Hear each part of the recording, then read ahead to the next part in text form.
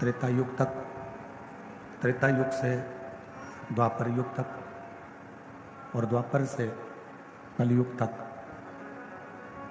प्रेम का यदि कहीं वर्णन आता है तो भगवान शंकर का नाम प्रथम नंबर पर आता है। भगवान शिव का नाम प्रथम गिनती में, प्रथम नंबर पर भगवान शिव का वर्णन आता है। और क्योंकि जितना प्रेम भगवान शिव देते हैं उतना ही प्रेम भगवान शिव अपने भक्त से लेते भी हैं।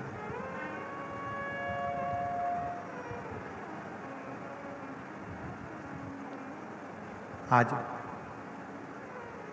दोस्ती के लिए एक दिन बना दिया गया, फ्रेंडशिप डे। एक अच्छे मित्र आपके चरित्र का निर्माण भी करता है और अच्छे मित्र का भी निर्माण करता है।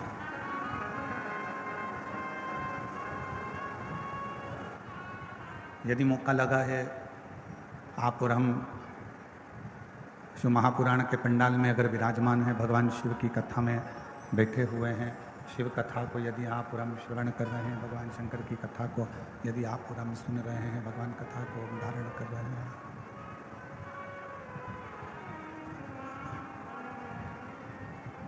प्रेशर यहाँ प्रेशर खुला ना, प्रेशर नहीं है बाहर का प्रेशर खुलो पब्लिक का। यदि इस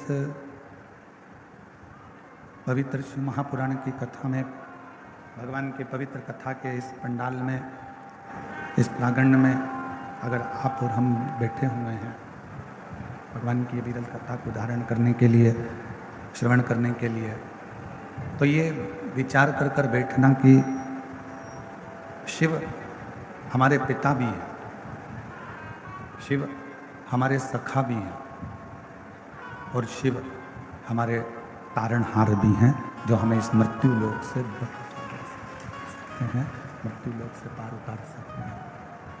शंभु शंभु शंभु शंभु शंभु शंभु शंभु। सतयुग से लेकर त्रेता तक, त्रेता से बाहर की आवाज खोलो पब्लिक की, सतयुग से त्रेता तक और त्रेता से द्वापर तक और द्वापर से कलयुग तक का, बाहर की आवाज खोलो ना जाकर,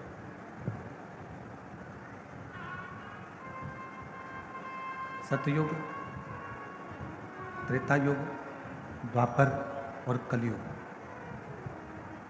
इन सभी युगों में यदि प्रेम के भाव को कोई प्रकट करने वाला है, प्रेम के भाव को यदि कोई दर्शाने वाला है, तो वो मेरा देवाधिदेव महादेव। कितना प्रेम भगवान शिव जी ने माता सती से किया,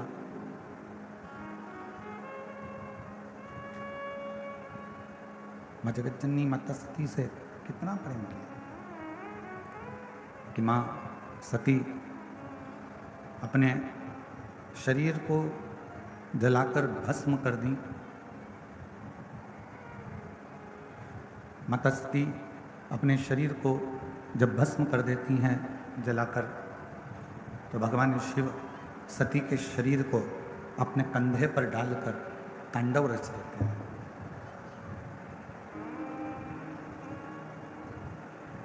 अब प्रेम शिव का सती के प्रति और उतना ही प्रेम माता सती का, उतना ही प्रेम माता सती का शिव जी के प्रति, भगवान शंकर के प्रति।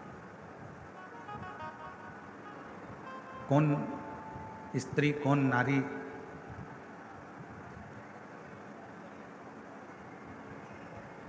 कौन सी स्त्री होगी जिसके आवाज खुलवाओ, ग्राउंड की आवाज नहीं खुली हुई है। कौन स्त्री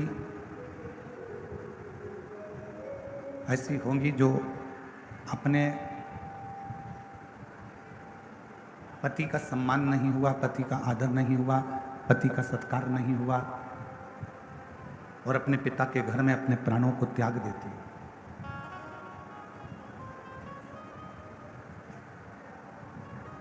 कौन स्त्री होगी? एक केवल माँ जगत जननी माता सती, एक माता सती जो अपने पति का, भगवान देवाधिदेव महादेव का अपमान सह नहीं पाई। और प्रेम जब बढ़ता है, प्रेम की जब सीमा अंत की ओर जाती है, उस समय पर जिससे आप प्रेम करते हो, जिससे आप स्नेह करते हो, उसका अपमान आप सह नहीं सकते, उसका अपमान आप सह नहीं सकते। और शंभु शरण मांगो घड़ी रे, दुख काटो दया करी दर्शन आपो।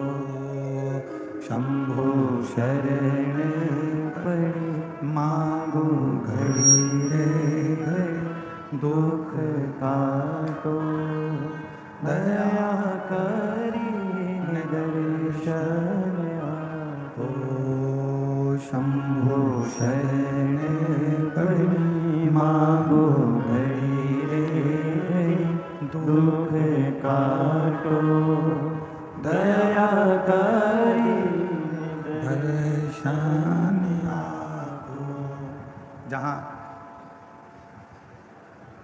प्रेम पूर्ण विराम की ओर जब जाए, तो जिससे स्नेह होता है, जिससे प्रेम होता है, उसका अपमान सहन नहीं होता है, उसका अपमान सह नहीं जाता है।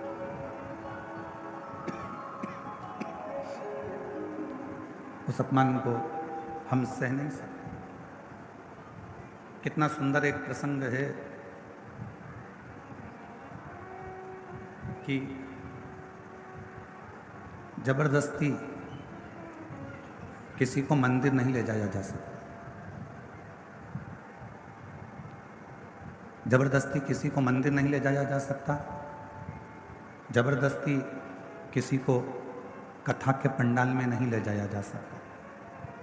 बोलो सही है कि गलत है? आप किसी को बहुत प्रेशर दोगे कि नहीं तुमको मंदिर जाना ही पड़ेगा, मंदिर जाना ही पड़ेगा, मंदिर जाना ही पड़ेगा, ऐसा नहीं है कि वो मंदिर जाए। जबरदस्ती किसी को मंदिर नहीं ले जाया जा सकता, जबरदस्ती किसी को कथा के पंडाल तक नहीं ले जाया जा सकता, जबरदस्ती किसी को कथा नहीं सुनाया जा सकता। ये काम जबरदस्ती के नहीं है। और प्रेम, स्नेह, ये भी जबरदस्ती नहीं हो सकता। ना कथा के पंडाल में आप किसी को आप कितना भी प्रयास कर लो, आप अपने पति को कहा तुम्हें कथा में चलना ही पड़ेगा, चलना ही पड़ेगा, चलना ही पड़ेगा, आखिरी में मालूम पड़ा उस बात के पीछे विवाद हो गया। पति ने पत्नी से कहा कि तुम्हें कथा में चलना ही पड़ेगा, चलना ही पड़ेगा, उतने में विवाद खड़ा हो।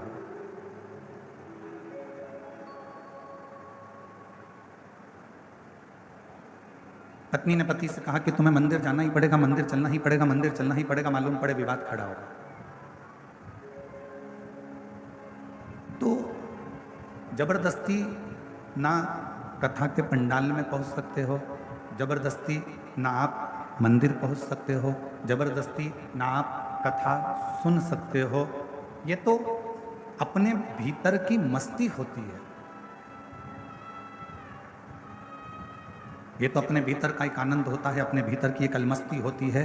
और उसी भीतर की मस्ती में, उसी ही भीतर की अलमस्ती में हम भगवान शिव का गुणगान कर बैठते हैं उसी भीतर की परमात्मा की अलमस्ती में हम भगवान की कथा में जा बैठते हैं, उसी भीतर की अलमस्ती में हम भगवान का स्मरण कर बैठते हैं। और जब हम भगवान का भजन शिव की मस्ती में, शंकर की मस्ती में, भजन की मस्ती में, भगवान की करुणा की मस्ती में, जब हम शिव के भजन की मस्ती में डूबने लगते हैं, तब हमारा शंकर एक काम करता है कि हमको वो हस्ती बना देता है जो दुनिया में कोई एक दो ही हो पाते हैं। ये शिव की मस्ती का आनंद है।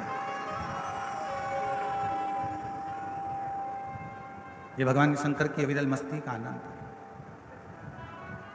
और मैंने तेरे ही भरोसे बाबा, तेरे ही भरोसे हवा बिच उड़ती जावांगी बाबा, डोर हत्थो छड़ी नामे कटी जावांगी।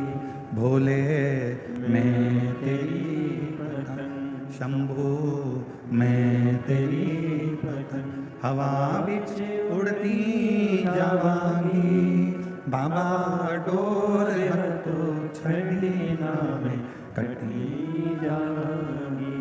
तो हमारे भीतर जब शिव नाम की मस्ती हो, हमारे भीतर जब भगवान शंकर के नाम की मस्ती हो, हमारे भीतर जब शिव नाम का स्मरण हो, हमारे भीतर जब शंकर नाम की मस्ती अंदर से भीतर से सम्मुख में प्रकट होने लगे, तब समझ लेना कि शिव तुम्हारे हृदय में आकर बैठ गए। अब तुम साधारण नहीं, तुम्हारी हस्ती स्वयं शिव देवाधिदेव महादेव कुछ निश्चित कर रहे, कुछ भगवान शंकर निश्चित कर रहे।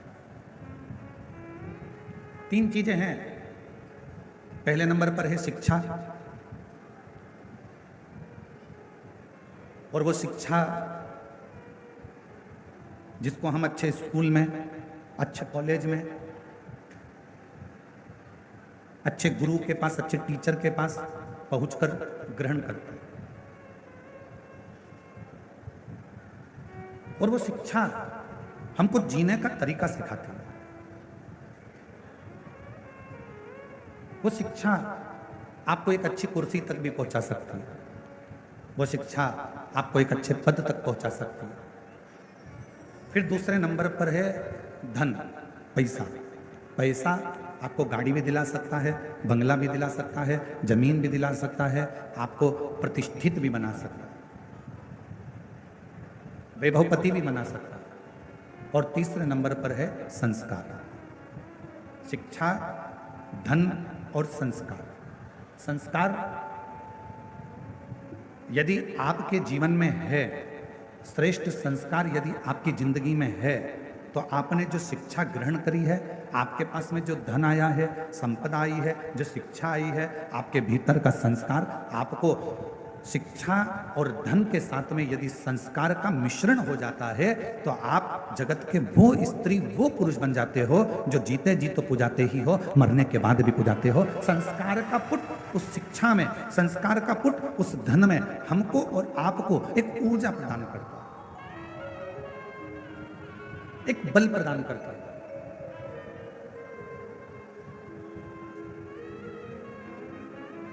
कल कथा में कहा था, और हम फिर निवेदन करेंगे आपसे, आपकी जिंदगी में एक बात हमेशा उतार कर रखना। किसी को आप 1 रुपये दान नहीं कर सकते, बिल्कुल मत करो। किसी को आप अठन्नी नहीं दे सकते, बिल्कुल मत दो। इस व्यासपीठ से हम करें, और एक बार नहीं, हम पहले भी कह चुके, आप किसी को अठन्नी मत दीजिए, 1 रुपया मत दीजिए। आप एक काम करो, अपने घर को, बच्चों को अच्छी शिक्षा दीजिए, और घर के बच्चों को शिक्षा अच्छी दे रहे हो तो फिर उसके साथ एक काम करो, अपने परिवार में कोई पढ़ने का, कोई विद्या अध्ययन करना चाहता है और उसके पास में पढ़ने के लिए पैसा नहीं है, तो उसकी पढ़ाई की, उसकी शिक्षा का पैसा आप दीजिए। और अगर घर में भी अगर बच्चे अच्छे पढ़ रहे हैं और पैसा है, तो पड़ोस में देखो कि कोई शिक्षा अध्ययन करने वाला हो और उसके पास धन नहीं है, तो उसकी शिक्षा का खर्चा आप उठाइए। और वो भी है तो फिर अपनी कॉलोनी में, अपनी सोसाइटी में, अपने एरिया में देखिए कि कोई बच्चा पढ़ने में कमजोर है और उसको पढ़ना है, उसके पास धन नहीं है, तो उसके शिक्षा का पैसा आपको देना चाहिए। एक शिक्षा और एक चिकित्सा, एक शिक्षा और एक चिकित्सा, ये जिंदगी में जितना बन सकता है अच्छे के माध्यम से, अच्छे कर्म के माध्यम से बांटते जाओ।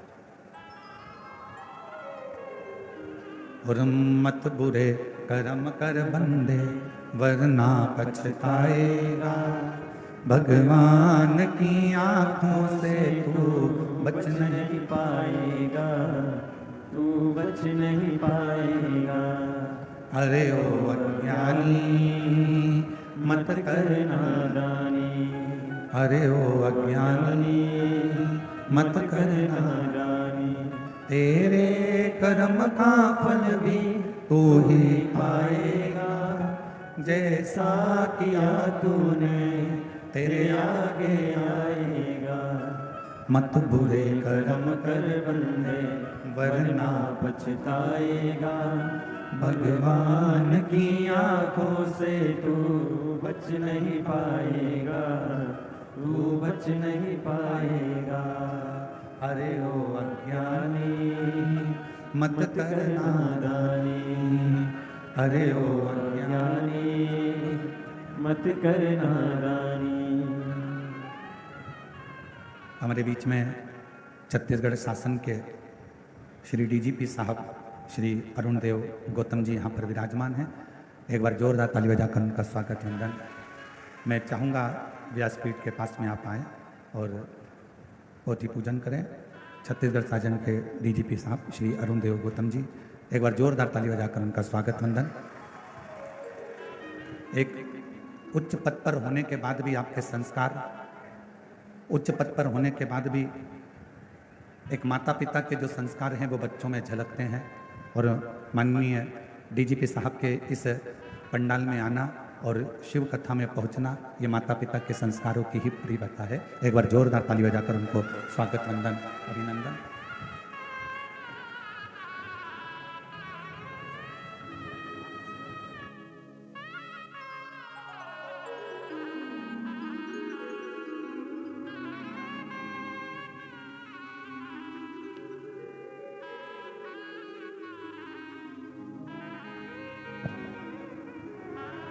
और शंभु शरण पड़ी मांगो घड़ी रे घड़ी, दुख काटो दया करीन दर्शन आपो। ओ शंभु शरण मांगू घड़ी रे घड़ी दुख काटो दया करीन दर्शन आपो। शिव तत्व कह रहा है, भगवान शंकर का पवित्र चरित्र कह रहा है, शिव महापुराण की कथा कह रहे हैं। एक है शिक्षा, दूसरे नंबर पर है धन। दोनों आ भी जाए, शिक्षा भी आ जाए और धन भी आ जाए, पर यदि शिव महापुराण की कथा कहती है यदि संस्कार ना आए तो वो शिक्षा और वो धन किसी काम का नहीं। संस्कार के बिना आपका धन बेकार है। एक बात पूछें, जरा उत्तर दीजिएगा। जितनी मेरी जीजियां बैठी हैं, जितने मेरे जीजा बैठे हैं, सब उत्तर देना।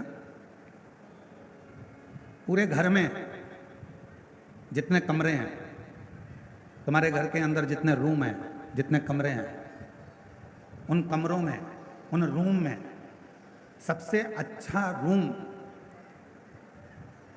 सबसे भरा हुआ रूम, जिस रूम में सबसे ज्यादा आनंद आपको आता है रुकने में, बैठने में, बोलने में, वो रूम अगर होगा तो आपके घर की माँ का, आपके पिता का रूम होगा, जिसमें थोड़ी देर बैठोगे तो आनंद की अनुभूति होगी। अपने माता पिता का रूम, अपने माता पिता का कक्ष, अपने माता पिता का रूम। दिन भर की थकान हो, दिन भर की तकलीफ हो, थकान हो, कष्ट हो बहुत ज़्यादा, आप थोड़ी देर अपनी माता के कमरे में, अपने माँ के कक्ष में, थोड़ी देर अपने पिता के कक्ष में, जो घर के बुजुर्ग हैं उनके पास में 2 मिनट, 2 क्षण, 5-10 मिनट जाकर बैठ जाइए। और आप जब वहां पर जाकर बैठेंगे तो शिव महापुराण की कथा कहती है, आपको ऐसा लगेगा कि मेरे सिर पर किसी बुजुर्ग का हाथ है, मेरे सिर पर कोई बड़ा बैठा हुआ है और मैं इस कार्य को कर सकता हूं।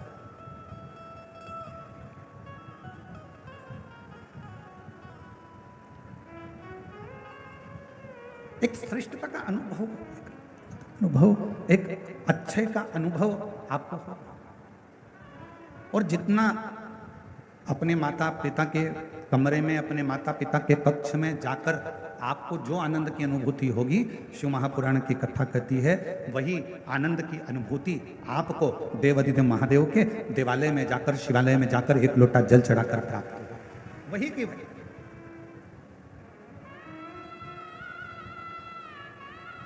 और शिव महापुराण की कथा कहती है, भगवान शंकर का चरित्र कहता है कि एक शिवजी ने माता सती से प्रेम किया, माता सती ने शंकर भगवान से प्रेम किया। दोनों के प्रेम में एक सबसे बड़ा अंतर यह है कि मां सती जब भगवान देवाधिदेव महादेव से स्नेह करी और सती माता का स्वयंवर दक्ष प्रजापति ने रखा और शिव जी को निमंत्रण ना देकर भगवान शंकर का एक मूर्ति पाषाण की दरवाजे पर खड़ी कर दी। और जो दरवाजे पर पाषाण की मूर्ति खड़ी करी, मां सती ने जैसे ही उस पाषाण की मूर्ति पर भगवान शंकर की मूर्ति पर जैसे ही माला पिनाई, माला पिनाते से ही भगवान शंकर उस पाषाण की मूर्ति से प्रकट हो जाते हैं, उस पाषाण की मूर्ति से सामने आ जाते हैं।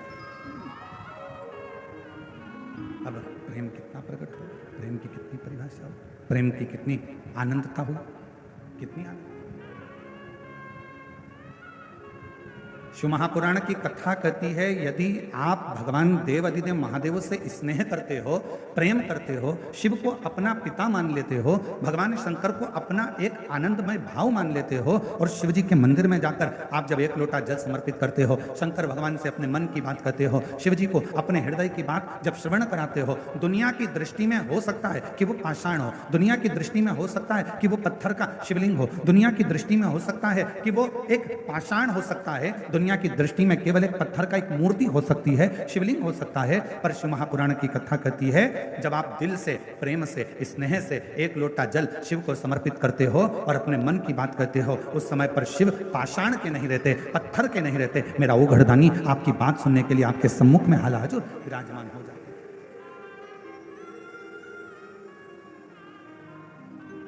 और मैंने तेरे ही प्रेशर खोलो, मैंने तेरे ही भरोसे हवा बिच उड़ती जावांगी, बाबा डोर हर तो छठी नाम कटी जावांगी, भोले मैं तेरी पतन, शंभू मैं तेरी पतन, हवा बिच उड़ती जावांगी, बाबा डोर हर तो चढ़ी नाम कटी जावांगी। शिव सती के प्रेम की कथा करे, भगवान शंकर के स्नेह की कथा करे। शंकर भगवान माँ सती से जो प्रेम करते हैं, सती माता भगवान शिव से जो प्रेम करते हैं, ये कथा को वर्णन कर रहे हैं। सती और शिव का ये पवित्र प्रसंग कर, पवित्र प्रसंग। और एक बड़ी सुंदर चरित्र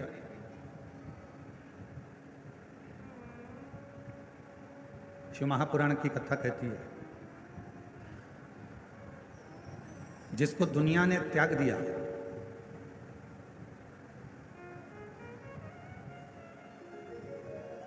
आपके घर में भोजन बनाने के लिए गांव में लकड़ी जलती है, गोबरी कंडा जलता है, और उसकी राख तैयार हो जाती है। उस राख को क्या करते हो? अलमारी में संभाल के रखते हो क्या? जम के तो बोलो नहीं। क्या करते हो? उसको फेंक देते हो, या बर्तन मांजने में उसको थोड़ा सा रख।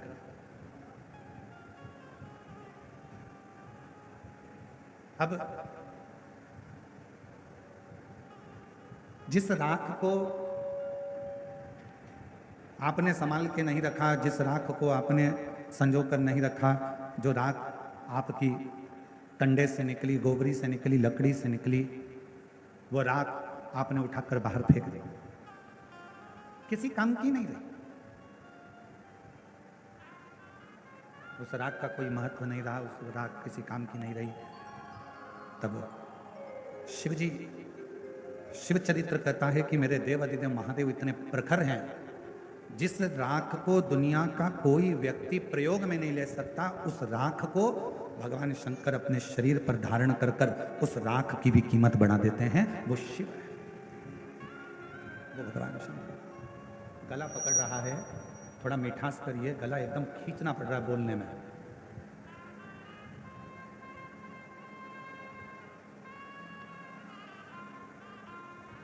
राख, जिस राख का कोई महत्व ही नहीं, जिस राख की कोई मूलता ही नहीं, वो राख भगवान शिव अपने शरीर पर धारण करता है, अपने शरीर। और चपटी भभूत में है खजाना कुबेर का। वो राख मेरे भगवान शंकर, वो राख मेरे शिव अपने शरीर पर धारण कर रहे हैं। और एक और प्रसंग ध्यान देना, राख तो शिव जी ने अपने शरीर पर धारण कर लिया। जो सर्प मंथन के समय पर निकला,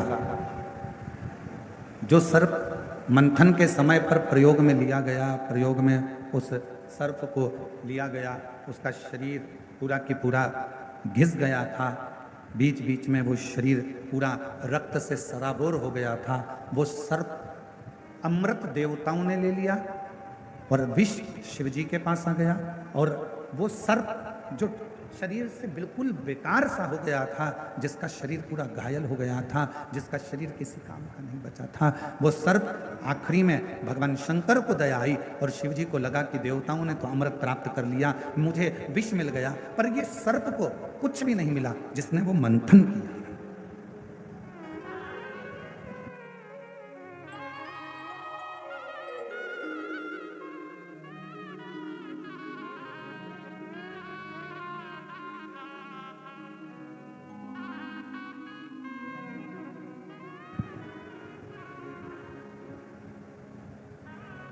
शिव जी ने वो सर्प को देखा कि उसका पूरा शरीर बेकार सा हो गया, पूरा शरीर। और जब शरीर पूरा बेकार सा हो गया, तब मेरे देवाधिदेव महादेव ने उस सर्प को अपने गले में धारण किया, अपने गले।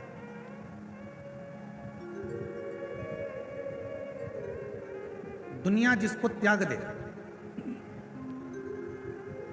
दुनिया जिसको छोड़ दे, लोग कहते हैं कि ये नकारा है, किसी काम का नहीं है, किसी काम का नहीं है। दुनिया जिसको नकार दे, दुनिया जिसको छोड़ दे, समझ लेना अगर वो किसी काम का नहीं है, जैसे धतूरा, जैसे कनेर का फूल, जैसे सर्प, जैसे राख, जैसे चंद्रदेव पूरे बीमार पड़ गए, शरीर पूरा गल गया, पूरा शरीर बेकार हो गया, तब वो चंद्रदेव भी जब किसी कार्य के ना बचे, तब देवता भी उससे दूरी बना लिए।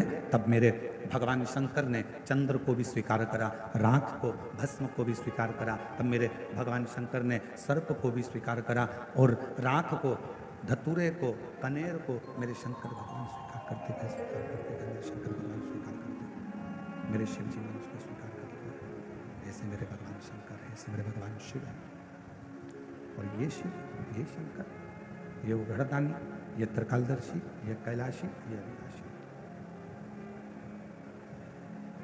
और मैंने तेरे ही भरोसे, मैंने तेरे ही भरोसे, हवा भी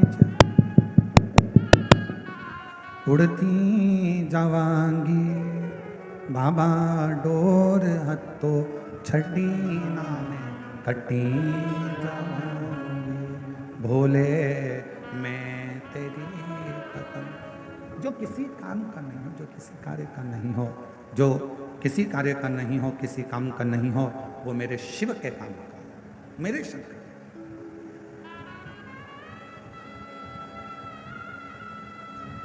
चलो एक बात और आपसे पूछें, कोई ऐसा देवता जो एक लोटे जल से राजी हो जाता हो? 33 कोटि देवता में केवल एक देव अधिदेव महादेव ऐसे हैं जो एक लोटा जल चढ़ाते से ही प्रसन्न हो जाते हैं। केवल एक लोटे जल से ही भगवान शिव प्रसन्न हो जाते, केवल एक लोटे जल। बोलबम का नारा है, जरा जम के बोलो, बोलबम का नारा है, सारी समस्या का हल, सारी समस्या का हल श्री शिवाय, श्री शिवाय, श्री शिवाय। 33 कोटि देवता में केवल एक देव अधिदेव महादेव ऐसे हैं जो एक लोटा जल चढ़ाते से ही प्रसन्न हो जाते। कुछ नहीं चाहिए तुमसे, तुम्हारा धन तुम्हारे पास रखो, तुम्हारी संपदा तुम्हारे पास रखो, तुम्हारा सत्ता तुम्हारे पास रखो, तुम्हारा वैभव तुम्हारे पास में रखो, तुम्हारी पूंजी तुम्हारे पास में रखो, सब तुम्हारे पास में रखिए। शिव जी को नहीं चाहिए, भगवान शंकर जी को नहीं चाहिए।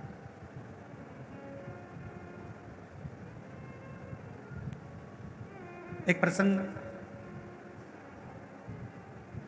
उस प्रसंग में भगवान दक्ष प्रजापति की बेटियां जिनका विवाह चंद्रदेव के साथ में हुआ था, वो सारी की सारी 27 कन्या रोती रोती दक्ष प्रजापति के पास पहुंची।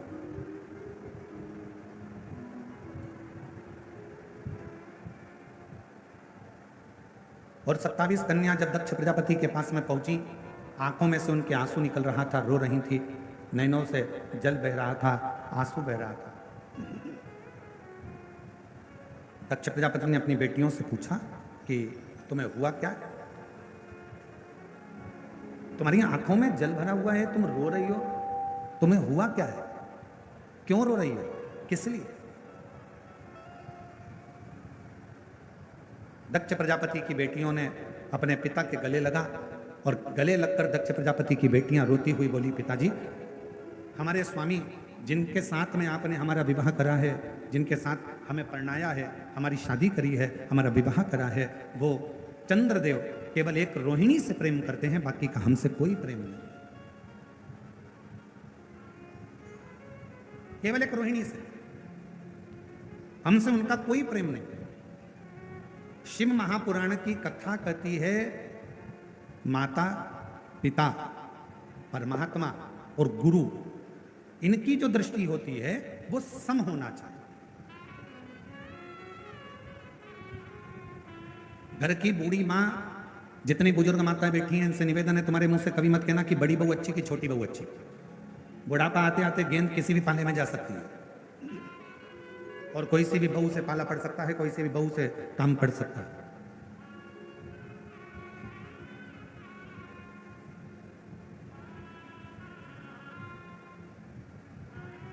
मेरे लिए बड़ी भी ठीक है, मेरे लिए छोटी भी ठीक है, मेरे लिए मंजली भी ठीक है, तब पड़ जाए काम, कोई भरोसा। कभी मत कहो कि मेरे लिए बड़ी अच्छी है कि छोटी अच्छी है। भले तुम्हें बड़ी बहू हो, भोजन करा रही हो, तुम्हारा पूरा काम कर रही हो, फिर भी मत बोलो कि मेरे लिए बड़ी अच्छी है कि छोटी अच्छी, मेरे लिए सब अच्छी हैं। समय आएगा तब देखा जाएगा, समय आएगा तब देखा जाएगा, समय आएगा तब देखा जाएगा, तब देखिए।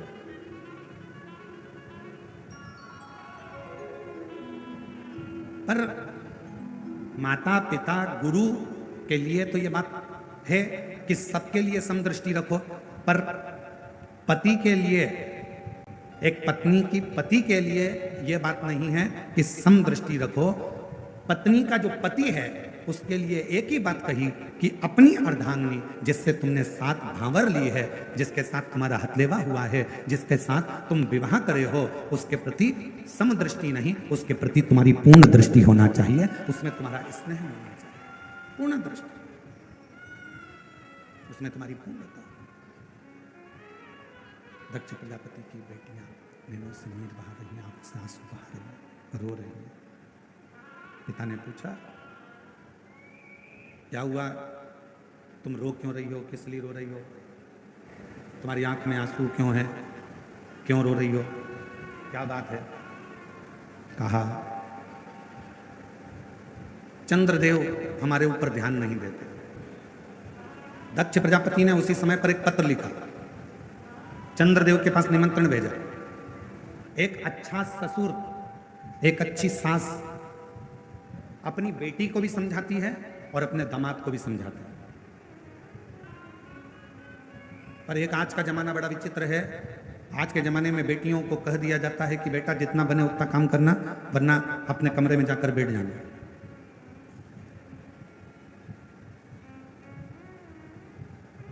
पर एक अच्छी माँ, ये बक्से नहीं चल रहा है, एक अच्छी माँ, ये चल रहे हैं,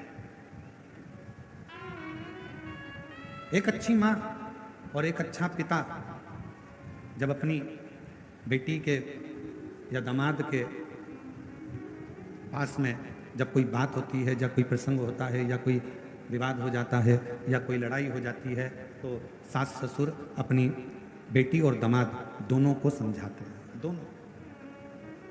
दोनों को समझाते हैं।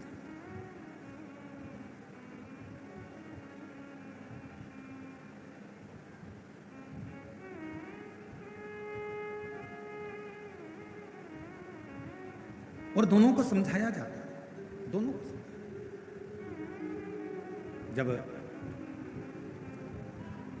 कहा, भोजन कर रहे थे चंद्रदेव, और भोजन करते करते चंद्रदेव से दक्ष प्रजापति ने कहा कि हमारी 27 कन्याओं का विवाह तुम्हारे साथ में हुआ है, केवल एक रोहिणी के प्रति तुम्हारा प्रेम है, केवल एक रोहिणी के प्रति तुम्हारा स्नेह है, उसके सिवाय तुम्हारा स्नेह, तुम्हारा प्रेम किसी अन्य रानी पर नहीं है। पर यह ठीक नहीं है।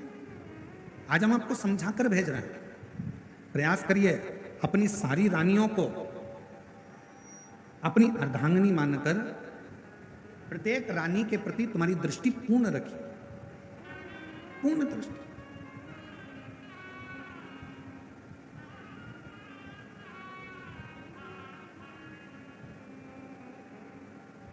कहा ठीक है, जो गलती हुई है उसे मैं क्षमा चाहता हूं। और शिव महापुराण की कथा कहती है, भगवान शंकर का चरित्र कहता है, शिव तत्व कहता है, परिवार वाले रूठे चल जाएगा, चलेगा, नातेदार रूठे चलेगा, रिश्तेदार रूठे चलेगा,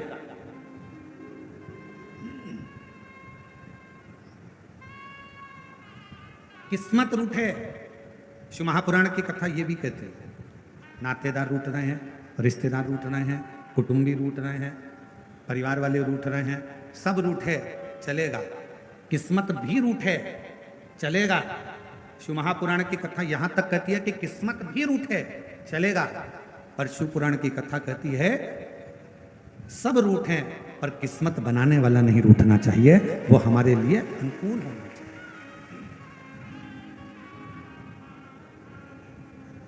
परिवार रूठेगा चलेगा, नातेदार उठेंगे चलेगा, रिश्तेदार उठेंगे चलेगा, शंभु शंभु शंभु शंभु, नातेदार उठेंगे चलेगा, रिश्तेदार उठेंगे चलेगा, कुटुंब वाले चलेगा, शंभु शंभु। रिश्तेदार, नातेदार, कुटुंबी, कबीले वाले, कोई भी रूठेगा चलेगा, यहाँ तक कि किस्मत रूठेगी वो भी चलेगी। पर शिव महापुराण की कथा कहती है कि किस्मत बनाने वाला नहीं रूठना चाहिए। जिसने हमारा भाग्य बनाया, जिसने हमारी किस्मत बनाई, जिसने हमारा भाग्य बनाया, वो ना। और संगी रूठे, साथी रूठे, रूठे जग सारा, पर एक नहीं रूठे भोलेनाथ जी हमारा। कि संगी रूठे, साथी रूठे, रूठे जग सारा, पर एक नहीं रूठे भोलेनाथ जी हमारा। एक नहीं रूठना। परिवार रूठ जाएगा चले जाएगा, कुटुंब रूठ जाएंगे चले जाएगा, नातेदार रूठ जाएंगे चले जाएगा, रिश्तेदार रूठेंगे चलेगा, यहाँ तक किस्मत भी रूठेगी ना तो चलेगा, पर किस्मत बनाने वाला नहीं रूठना चाहिए। जिसने हमारा भाग्य बनाया, जिसने हमारी किस्मत बनाई, वो ना रूठे। और परिवार को राजी करोगे, वो थोड़े दिन के राजी होंगे, धन खत्म हुआ, परिवार राजी होना बंद हो जाएगा। रिश्तेदार को राजी करोगे, उनको सम्मान देते रहोगे, तब तक राजी रहेंगे। तुमने सम्मान देना बंद कर दिया, वो राजी होना बंद हो गया। कुटुंबी, परिवार वाले, नाते वाले, रिश्ते वाले, जितने अपने हैं, इन सबको जितना आदर, जितना सम्मान, जितना धन, जितनी दौलत, जितनी प्रतिष्ठा, जितना जितना दोगे, ये सब तुम्हारा सम्मान जब तक तुम दोगे तब तक ये अच्छे रहेंगे। और जिस दिन तुमने इनको सम्मान देना बंद कर दिया, बस ये भी रूठ कर बैठ जाएंगे। ध्यान देना, किस्मत भी रूठे ना तो चलेगा, पर वो परमात्मा जिसने हमारा भाग्य बनाया, वो परमात्मा जिसने किस्मत बनाई, वो परमात्मा जिसने हमारा भाग्य बनाया, वो परमात्मा जिसने हमारी किस्मत बनाई, वो ना रूठे, उसको नहीं रूठना चाहिए। और लिखन वाले तू के दयाल लिखना, लिखन वाले तू हो के दयाल दयाल लिखना, मेरे हृदय विच सतगुरु सतगुरु का प्यार लिखना, मेरे हृदय हृदय विच सतगुरु का प्यार लिखना, नैनों पे लिखना दर्शन गुरु का, नैनों पे लिखना दर्शन दर्शन गुरु का, जिह्वा पे गुरु जी का नाम, नाम लिखना, जिह्वा पे गुरु जी का नाम, नाम लिखना, मेरे हृदय विच सत सतगुरु का प्यार लिखना, मेरे हृदय हृदय विच सतगुरु का प्यार लिखना, ओ लिखन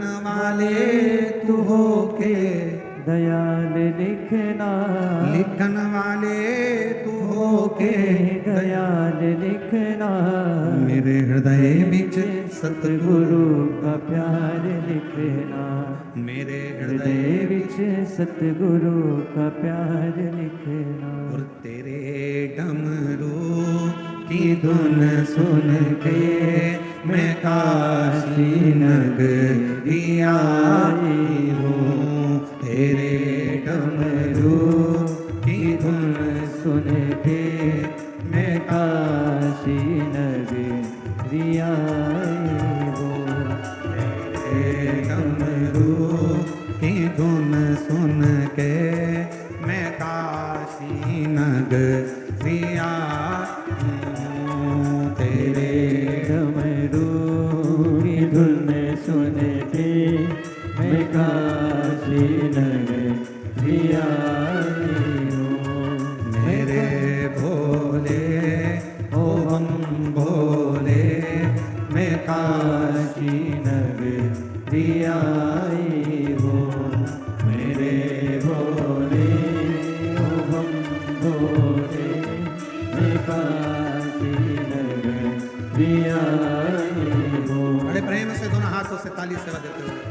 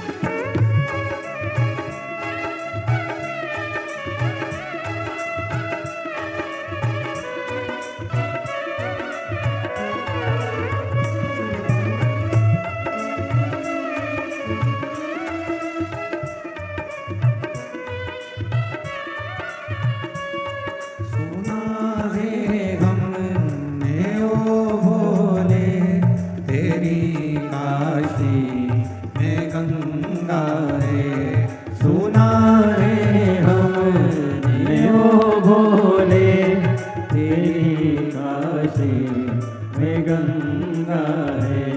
सुना रे हमने ओ भोले तेरी काशी में गंगा है। सुना रे हमने ओ भोले तेरी काशी में गंगा है। उसी गंगा नहाने को मैं काशी नगरी आई हूँ। उसी गंगा नहाने को मैं काशी नगरी आई हो। मेरे भोले ओ बम भोले मैं काशी नगरी आई हो। मेरे भोले ओ बम भोले मैं छत्तीसगढ़ शासन के माननीय मुख्यमंत्री जी श्री विष्णुदेव जी सहाय जी की धर्मपत्नी श्रीमती कौशल्या देवी जी सहाय जी आई हैं। एक बार जोरदार ताली बजाकर उनका स्वागत वंदन।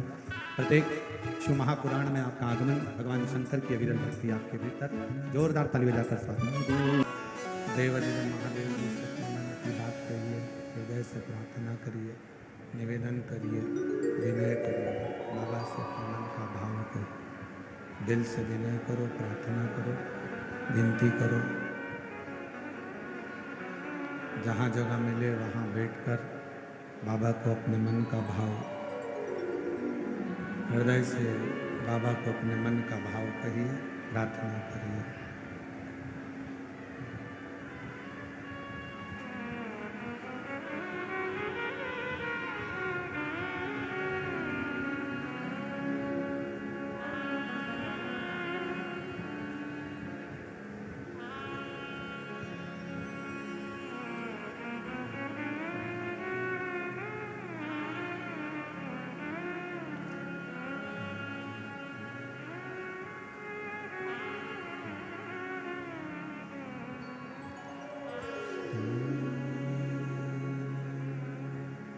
शिवाय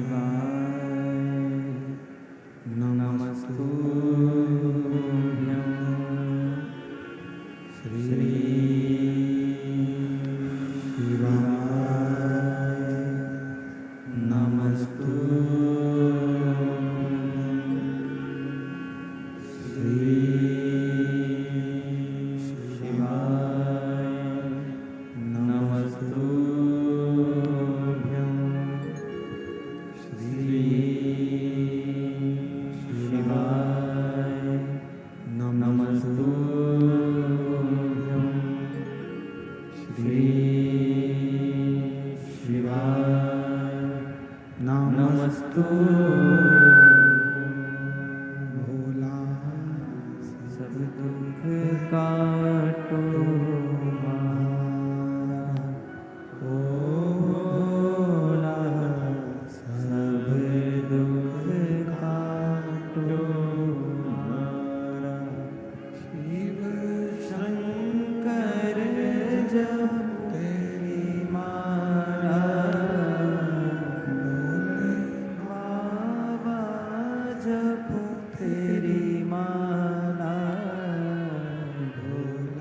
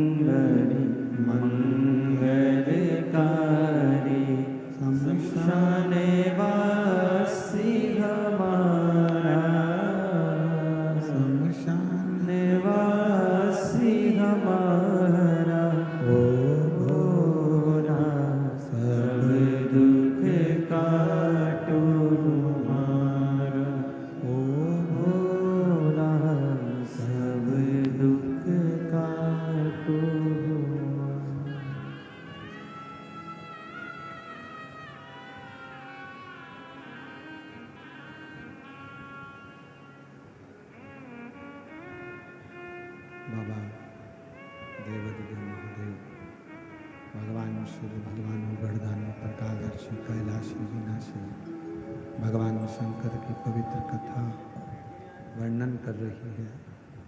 शिव महापुराण की कथा कह रही है। दक्ष प्रजापति ने चंद्रदेव को समझाया,